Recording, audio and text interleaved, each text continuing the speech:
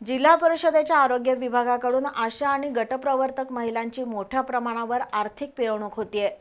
प्रोत्साहन भत्ता आणि मानधनाचा पत्ता नाही, तरीही राज्य शासनाच्या विविध योजना लोकांपर्यंत पोहोचवण्याचं काम करावंच लागतं।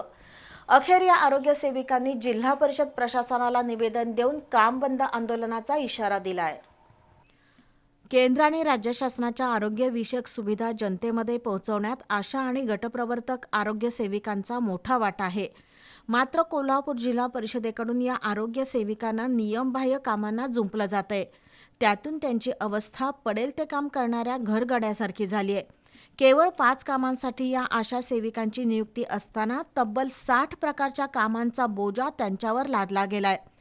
कोविड काळातील प्रोत्साहन भत्ता अजूनही त्यांना मिळालेला नाही, तसंच मानधन सुद्धा रखडत दिलं जातंय।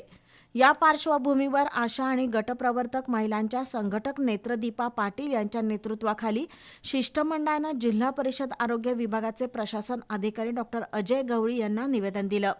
यावेळी झालेल्या चर्चेत राणी लाड, अंजली पडियार, दीपाली पाटील, अरुणा कांबळे, संगीता देशमुख, भारती कांबळे यांच्यासह आशा सेविकांनी भाग घेतला।